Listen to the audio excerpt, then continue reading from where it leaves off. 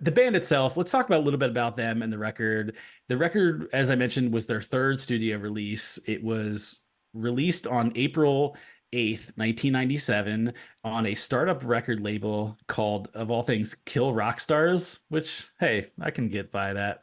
So I That actually have an interesting story about Kill Rock Stars Records, where when we were first getting started in the chop back in the day, we'd all just moved to San Francisco. We're just getting started, and we had basically no talent. I was on the drums, and I've been playing the drums for less than like 8 weeks at this point. It's like terrible, terrible production for any of the demos that we had. But a very good friend of mine who I worked with had had dinner with somebody who was very high up at Kill Rock Stars, and she was a complete believer in the chop because she had seen us play like one time and chatted up this guy about how great we were. And I got the business card. Got his business card and was like, yeah, totally reach out. And I reached out and I sent him like the very early demos that we had, Rob, before we even made like the gold stars. And Sure. yeah, got complete total silence on the other end of that email string. he Fair. didn't How many present. They times I didn't sent Yeah. immediately that out. present you with a Right. multi-year So, record deal. someone, Yeah. yeah, someone high up in Kill Rock Stars, worked on like the 32nd floor of some, Kill Rock Stars skyscraper, I'm sure. I'm just pointing out that I when I first was like, "Oh, Kill Rockstar Records, fuck that label." Well, we can maintain that position here for the remainder of the episode, but it's really, as we've alluded to, it's hard to tell the story of this band without talking about the scene that they came from. They were very much rooted in what has been referred to as the Riot Girl scene of the early to mid 90s, which How was, are you spelling girl in that one, Alan? well, it's funny that you should ask. It's stylized as girl. So there's three R's. It's the girl reference is to this idea that women in general express having felt their most confident in life as girls. And so I think this is sort of harkening back to this idea of women in their more pure, more self-confident sort of mode in their life. But it was ultimately a feminist punk rock movement that really originated in Olympia, Washington, as Marty mentioned, in the Pacific Northwest, which is about an hour from Seattle. There also were some roots in the DC area, which that part of it was not clear to me in the research, although I have a funny sort of anecdote about that momentarily. So being right near Seattle in the early 90s, obviously this was going on in the background of the much more visible grunge scene of the Northwest, but really the movement was a response to what was happening in the very male dominated punk scene at the time, which to me, I was a little surprised to learn about some of this. I had always viewed punk rock in general as extremely inclusive and open to, come as you are, no matter what kind of person you are, no judgment. But apparently at the time was very male dominated, was considered boys music, and female punk rockers were really swimming upstream in a lot of ways. It was really hard for them to start their own bands. It was hard for them to even be in bands. And if they were, it was generally as a token front person with a bunch of dudes in the background.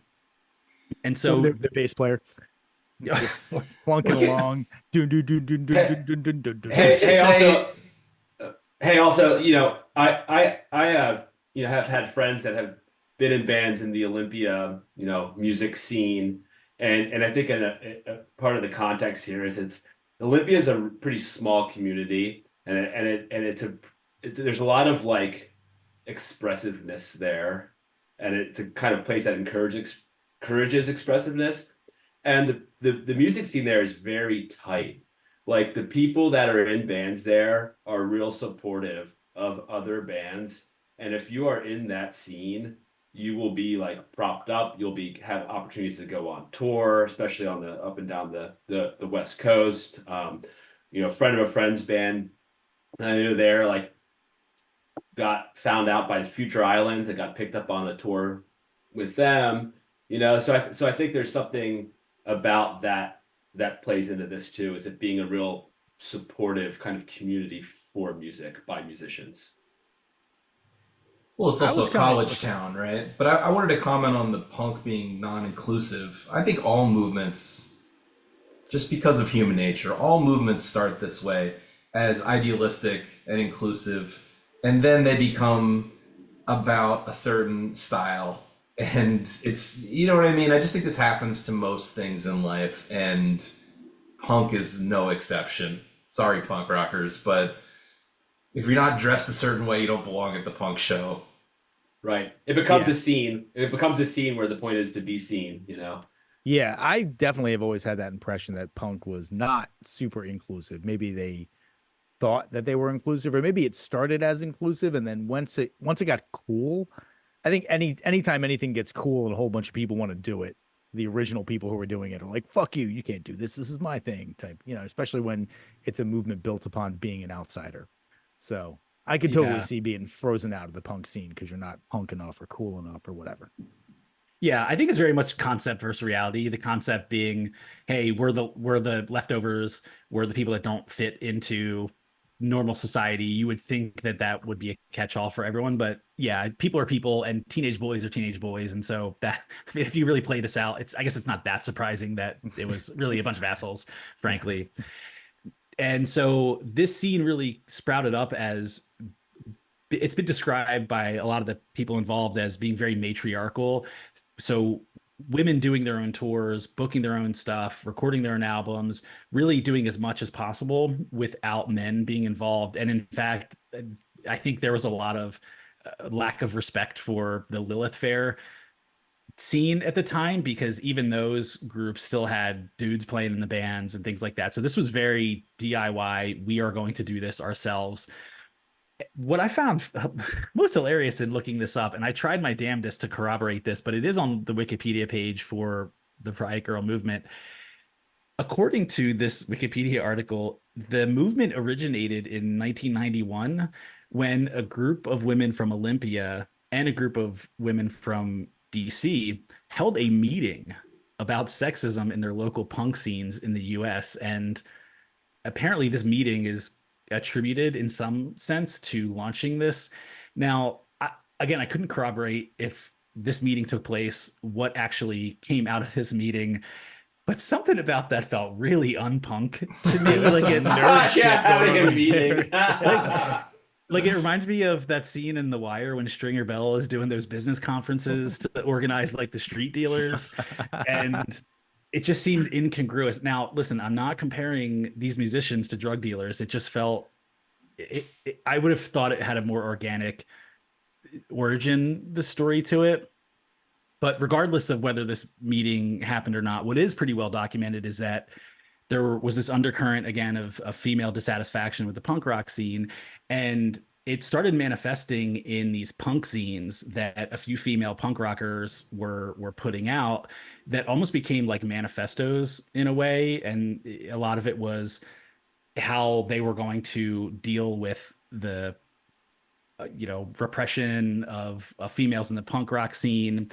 And out of this came a few groups like Bikini Kill and Bratmobile and others. And so the scene was really active in the Northwest for a good 4 or 5 years. Around the mid 90s, though, the scene really started to die down a little bit. And I think part of that was because there was a lot of misrepresentation in the media of what they were trying to do. It started taking on a life of its own. Then you started having bands like Spice Girls that were kind of co opting this feminist message in a different way.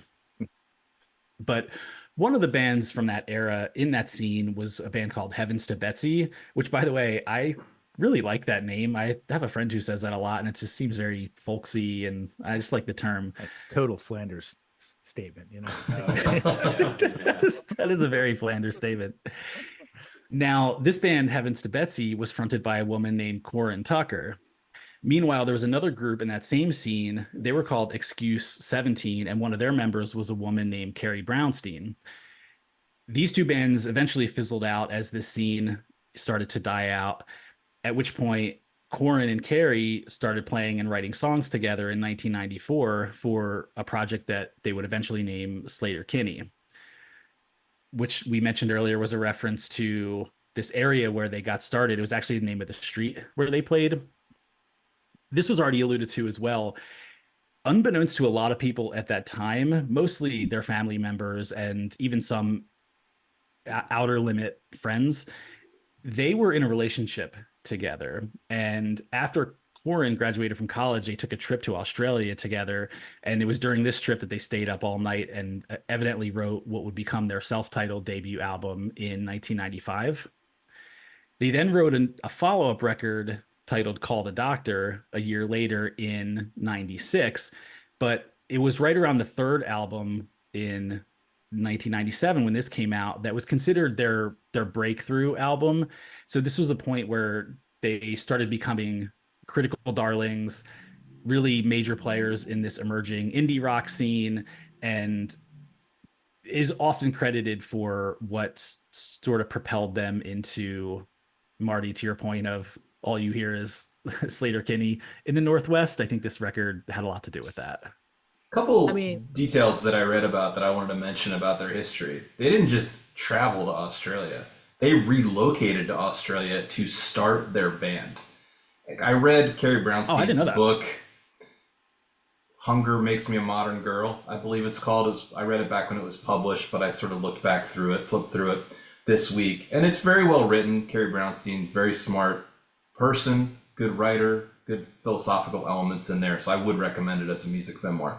But she talks about how they just wanted to get away from Olympia. They didn't want to sound like any of the other bands they were listening to in that scene. And so they'd never been abroad in their lives. They just decided to go to Australia to meet up with a pen pal who said they could crash on his floor to start their band. And yeah, they wrote and even recorded that first album there with a drummer they were borrowing from some other Australian band over there. So I thought that was just an interesting and audacious move. And then, of course, they came back shortly after, realizing that was not a great plan. Well, overall. They moved there and then they write it all in like less than the time it takes to fly there. And they're like, oh, shit, like, what are we going to do now? We've done everything we're going to do. I guess let's go back home. All right.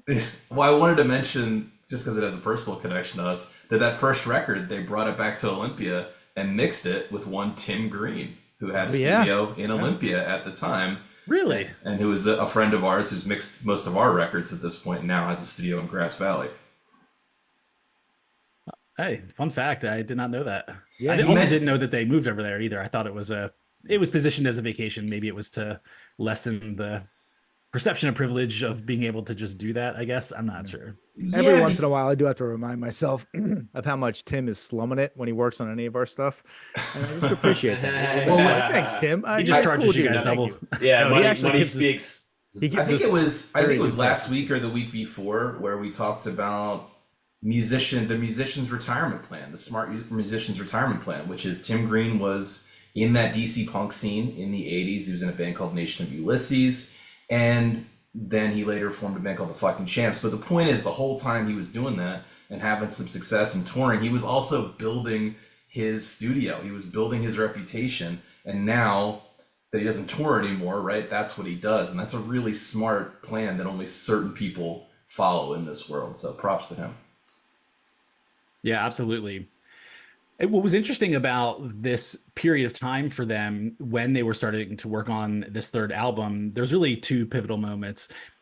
One of which was they had been keeping this relationship. I think close friends knew about it, people in their inner circle, but it wasn't widely known or reported about until they did an article, or they did an interview with Spin Magazine, who essentially outed them to the world and to everybody, to their parents. And that became a big kind of catalyzing moment for them. In fact, there's a song that we'll talk about shortly that is about that topic specifically, but that really jaded them a lot towards wanting to do interviews. It seems like they've opened up a lot more in the last, decade or so, that they do a lot more media, but I think it just kind of reinforced the idea of you can't really trust anybody at this point. It almost reminded me of that Seinfeld episode where the reporter's trying to get George and Jerry to admit that they're gay for this article. Well, hold on. First of all, the thing that Spin did was extremely fucked up, so it's totally understandable that would scar them almost irrevocably. And the fact that they even want to talk to Spin Magazine at all any time later in their career is impressive. But the Seinfeld episode, just to keep in mind, that was George and Jerry purposely putting that out in the water as a joke that then spun out of control. Fair enough. Fair enough. It's So the only analog I could think of, honestly, because it is so fucked up that I really couldn't even think of anything comparable. So can you dig into that story a little bit more and tell me why it is super fucked up that Spin did that? Because I, as outing somebody outing who's, someone for being gay in the early 90s is fucked up. I guess it What? depends on how they got the information, right? Carrie said in her book that she did not come up in the interview at all. They were very purposely hiding that. It sounds like she didn't know exactly, but it sounds like it came from some unknown source that was not them. Maybe one of their friends. I'm not sure, or maybe they were just taking a stab at it. But that's definitely considered outing. It's not something they talked about to the press. It's not Sure. something they showcased when they were in the interview in any way. I totally get that. If they took a stab at it, that's super fucked up. But if somebody came to them and said, like, hey, did you know these guys are in a relationship? Like, I'm not necessarily saying that the context of the 90s makes it better or worse or anything like that. But, you know, from the standpoint of a journalist, like, that's probably the most interesting thing about this entire dynamic. So I would be. You would then I go would- fact check it with the people, though, and then ask their permission to print it. I think that would be the correct way to do it. Well, I agree with that. I think you would. There does become a point having somehow, in addition to being bass players, Tom and I also are journalism majors both journalism majors and failed journalism majors, by the who way. now So, just work yes. regular corporate Yeah. jobs, of course. But so there's some gray area in this where when you come into information, you certainly would not show somebody your article before you publish it. Like no journalist will do that. No editor will do that. But I do agree that if you come upon this information that you're getting most likely secondhand, you should fact check that. And I do think the writer clearly had a scoop, and that was they were singularly focused on that. And I think Well, that's kind of I would fucked like up. to say there's a difference between fact checking and asking for permission to write something, right? And not to get into a fucking journalism ethics discourse here, but you don't go to a politician and say like, "Hey, I hear you're fucking somebody who's not your wife. Can I write that?" Like, you write that, even if they say no, don't write that, right? If you have the information and you know that it's correct. So I'm not necessarily defending what they did. I'm saying I don't have the context. It seems like it is. You guys were coming really hard, like this is super fucked up. I don't know if it's necessarily super fucked up. I'm Well, here's standing where- by my initial take that it's super fucked up. I think it's just fair. basic humanity, man. I agree about Yeah, the permission yeah. thing, but it you know it's going to be inflammatory and create a lot of chaos for them, and they're young people. I don't know. All that together makes it very immature and I think unethical. That's just my take. And I think selfish too. I think Carrie Brownstein actually summed it up pretty well when she when she has reflected on the incident. And what she said was, our parents didn't know, but we were very lucky that when they did find out, we had very understanding parents who had their shit together and they were fine with it. But a lot of people would not have that be the case. A lot of people's parents might disown them for the rest of their lives, especially at that time. And so you're kind of, it's not on you to put that out to people. And so it could have been a lot different if they were from the South, for example, or a place where it was a little less permissive, I guess. Saudi Arabia. So, Yes. certainly. Yeah, so we start chopping hands off. I think there's probably a difference there, but yes. All of that I'm saying is I do think that the dynamic of two people in a band being in a relationship is somewhat pertinent to the story of the band. It'd be different if you were just like, hey, Carrie Brownstein's gay and had nothing to do with the band, and that was just like her personal life. That I would think that'd be way more fucked up. But two of the people in the band being in a relationship seems pertinent to me, and frankly, made me enjoy the music more when I learned that. It made me Fair see enough. more depth in the lyrics. Yeah, okay, that's fair. That's an interesting part of their story, certainly. Yeah. So it just feels like that should have been a part of the interview then.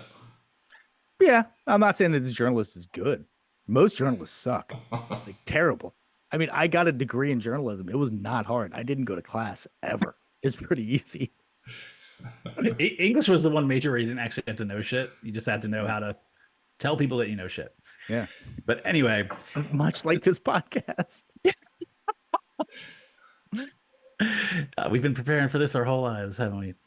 Okay, so this was one of the big pivotal moments of a catalyst for this album. The second one we've already alluded to, but it's a good segue into our favorite segment, which is called By the Numbers. I want to start with the number 4, which is the number of drummers that they By the had way, gone Alan, through. that was the least convincing. This is our favorite segment read I've ever heard. I was so excited about the numbers. I always do wonder if it truly is any of your favorite segments. But go on. My favorite segment is whatever allows me to deliver the most punishing blow possible. It's a segment. We like it sometimes. Is that the number is 4, which is the number of drummers they went through by the time they got to recording this record. I guess they were like the American version of Spinal Tap or something. The other drummers didn't die, but before they recorded this, they hired Janet Weiss to play drums. And as we alluded to, this completely changed their sound. They had really been and still are actually. It's a 2-piece band. It's definitely I'll invoke Steely Dan because that's what we do on the show. It was very Steely Dan-esque 2-person band. But when they brought Janet Weiss in, Carrie and Corin argued that she really completed the band, and that was the signature sound that they developed over the next number of years. I noticed they also give her writing credits on the songs, which they fucking should, right? They say they're composed by all of the members of the band, right? Like in the It doesn't say that on Spotify, because I was going to say that I saw an interview with all 3 of them from somewhat recently, and Janet Weiss was talking about this album and said when we went and we wrote and recorded that album together, and I felt like there was a bit of like a cold look on the other 2 band members' faces when she said that. But maybe I'm missing something. It looked to me like the Corinne Tucker and Carrie Brownstein are the composers on Spotify anyway. I'm just going by the Wikipedia where it says all music composed by Sleater-Kinney, which I would assume means that the money's getting split evenly, which it should be. Well, they did have. I do think that dynamic existed of we're a band. Once she entered the picture, we're a trio, even though the lyrics and the melodies were obviously being written by the 2 other women in the band. They ended up she ended up parting ways with the band in 2019. They have a different drummer today. And the reason that Janet cites for leaving the band at that time was that she, at that point, felt that she had lost the creative equality that she had. And they even told her flat out at that point. I don't know how much changed in the relationship of the band, but at that time they were a little bit more like, hey, this is us and you're kind of just the drummer at this point. And that wasn't cool with her. So she bounced at that point. Because to hear Carrie Brownstein tell it in terms of their songwriting process and why it would be so important to get the right drummer in place was they just threw ideas out there. I don't get the impression they were a band, at least at this time, who was sitting down with a notebook and carefully erasing lyrics and running melodies and tweaking them. It was sort of first idea is the best idea kind of approach. And they liked that her and Corin's melodies and guitar parts purposely went against each other. So I'm just pointing out that plus the fact that they're a trio, there's only 3 instruments to even listen to. You really need a drummer to get in there and pull their own weight. And I will say, if you look at, I'm just going by the Wikipedia. I don't have the physical albums here to look at, but the first 2 albums are songs composed by Carrie and Corin. And then the next albums after that are all by Sleater-Kinney, like composed by Sleater-Kinney. So, and I think that that's right. I think that's the right way to do it, especially with a drummer who's adding as much as Janet Weiss was. Well, especially when you look at the 2 guitar players, even the way they play, if you listen to the way they describe, I agree, Rob. They've even said, I've heard them use that term before, first is best. So that's pretty spot on. But the way they play together, I wouldn't have picked up on this unless I heard them describe it this way.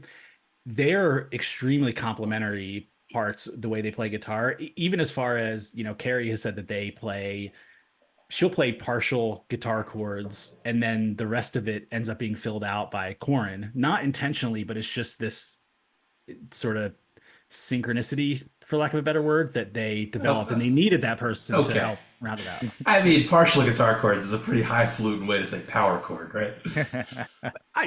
Maybe, but I think they do some things that are a little bit different. There's more work in here than I agree. I'm just saying, like, one plays high, the other one plays in the lower register. It's not high art exactly. It's cool. I'm glad they do it. I'm glad they don't play the same parts at the same time. That would be way less interesting. So props to them, but let's not make it something it's not. All right, Fagan. Got to keep these ladies down in their place. No. Well, Alan was recently in a band with 3 guitar players. I imagine that would be a little harder to find a spot for that third person. Yeah, that's why I'm not playing anymore.